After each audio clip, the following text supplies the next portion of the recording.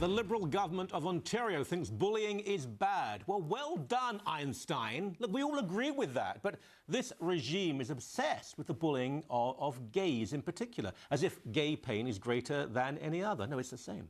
In pursuing this obsession, the Liberals are themselves bullying Christians and Catholics in particular. Teresa Pierre leads a coalition of concerned Catholic parents. Why would you do such a thing?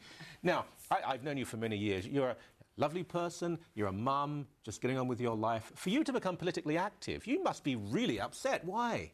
It's true. I don't think that it would have been an easy step for anyone to take to be speaking. It's been difficult in the run-up to the election. It was difficult for anyone to speak to any media source about this topic, and luckily that seems to have changed in the last week or so. Yes, it is being picked up. I think actually that this is part of the issue. Now, we have to be, not because of censorship, because of decency. We must make sure people realise, most in the gay community just want to do what everyone else wants to do, pay their bills, you know, have lovely families, enjoy life. But there are some zealots, though, gay and non-gay, who have an agenda, and they have the time. You know, where we have work and families, they seem to have the time to devote their lives to this. And Dalton McGuinty's a very malleable man. I've known him for years. I've interviewed him dozens of times. He's not a very deep person. He used to come on my old show and say, marriage is one man and one woman. It must never change. Then he, of course, changed his mind on this. Surely this is the argument. Bullying is wrong. Whether someone is gay, straight, black, white, stupid, clever, fat, thin, all bullying is wrong. It must stop. But when you say to a Catholic school or to a Christian school, you have to have a gay-straight alliance, and effectively affirm homosexuality, that means the school can't be Catholic or Christian. That's bullying.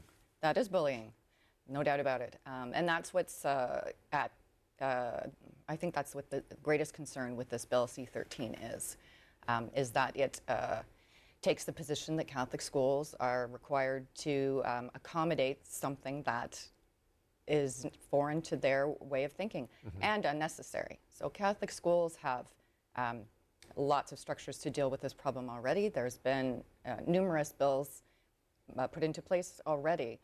Bill 157, and just to mention one.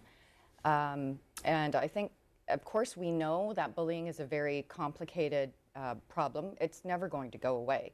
The attention has been welcome, I think, in the past few years on how to raise awareness in the schools.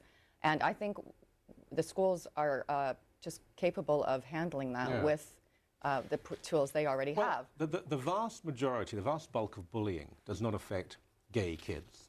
You're talking about 1 or 2% of the population who are gay, and a tiny number of those who are bullied. Bullying is for all sorts of reasons, and the most common suicide for teenagers would be a heterosexual girl. Correct. In fact. Now, I think there is a difference because for a gay kid, he may feel completely despised and marginalized in greater society. His parents may be ambivalent about what he or she is. So there's a greater context to this.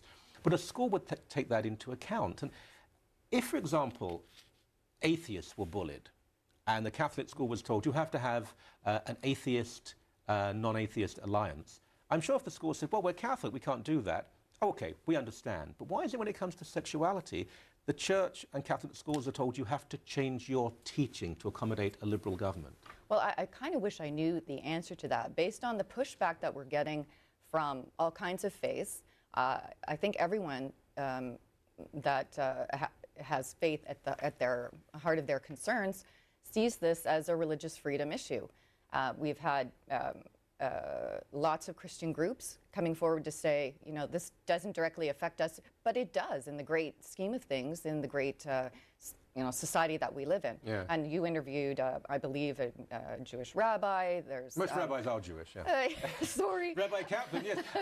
But of course, you have the complete support of the NDP, because the NDP just the other day said the notion of a Muslim woman having to lift her veil for a brief moment when she becomes a citizen is a terrible thing. It infringes on freedom. On religious freedom. Yeah. So, of course, they're backing you on your right to be Catholic in a Catholic school, aren't they? I think so. So let's see. And we certainly have the support, I think. You're not a trendy religion. Islam's fashionable on the left. You're Catholic. You're horrible. Well, words are a little malleable. I think you were getting at that a little bit earlier.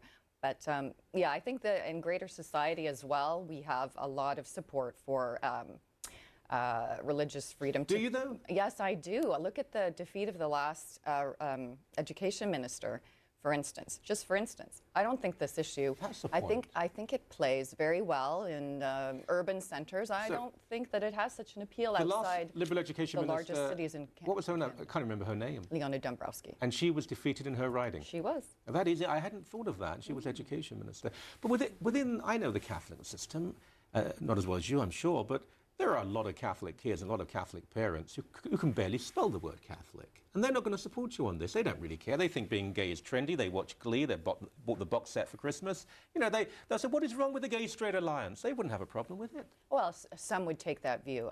I think that many people would say if we're being compelled to hold something that the bishops are telling us we shouldn't be compelled to, you would have a large outcry. Right. So if, say, a Jewish school was told to have a Jewish-Palestinian alliance in the school I mean, there are so many examples we could give, and you don't have to be Catholic. You don't have to go to a Catholic school. There have been lots of comments in stories, in papers in the last couple of weeks saying, I'm not any belief at all, and I think this is wrong. I am a gay person, and I think this is wrong. Actually, I've met many gay people this notion that all gay people think the same, that is genuinely homophobic. There are the various opinions within a community, people of one sexuality. Well, right, and let me clarify that people, like to say that the majority of complaints or activity against gay people tends to come from people who have a faith-based approach to life. I've read that on websites. That is a ridiculous statement because almost anyone in society who says anything comes from a faith-based, we're still... Well, it doesn't mean anything. We're still the majority of people in Canada. The alternative to a gay kid being bullied in a Catholic school, if it ever happened, is not a gay-straight alliance. The alternative is to not have the gay kid bullied.